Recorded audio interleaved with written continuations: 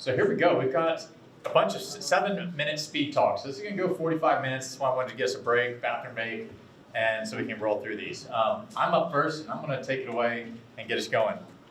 And the title of this topic is Rotational Agricultural Fallowing.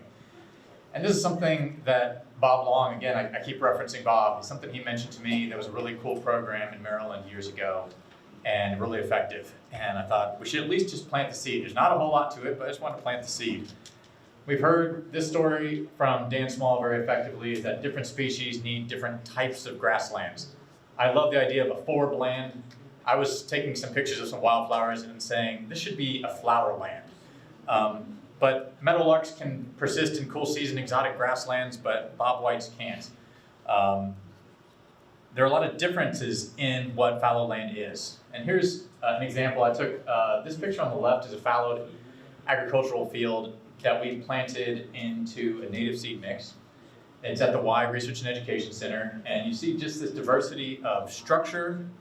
You have some age diversity in our plots that I'll go into, as well as plant diversity. If you look at the field on the right, I just took that picture yesterday in our area. They're not growing crops there, but you see there's just so much less diversity just at a glance.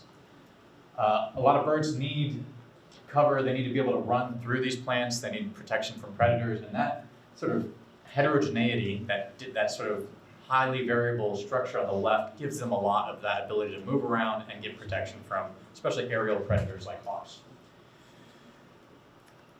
So disturbance is needed in a lot of these areas, but it needs to be at the right time. And I think farming can be part of that process. We talk about the expenses of management. I like to think of ways in which we can get win-wins. If we can get farming to actually create that disturbance through a rotational process, I think that's a potential win-win. It can help create a mosaic of heterogeneous, different age classes of fallowed ground. Of course, you do need to watch it and manage for noxious weeds. Here's an example. This is in Calvert County. I don't know who's doing this, but you have these strips of crops with interspersed strips of natural habitat.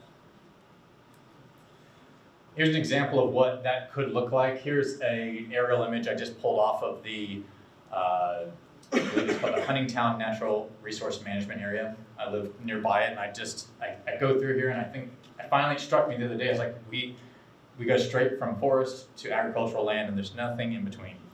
So what you could do is you could create a 3-year fallow rotation. So here I put up an example of 7 fields. If we leave 3 of those fallowed every year, and we see this red one, the green one, there's a little small brown one on the right. And these we can all leave fallow. The next year we can rotate that farm field out of that big one and over to the small one.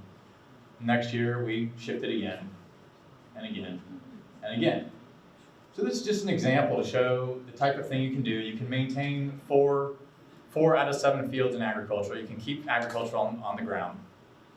And you can use it as a disturbance tool to reset the successional processes.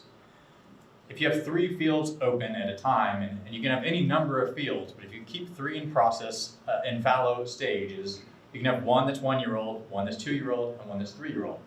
You can go even longer. You can probably go 4- and 5-year-old patches as well, where you'd start to have a little bit more shrub growth, some saplings coming in.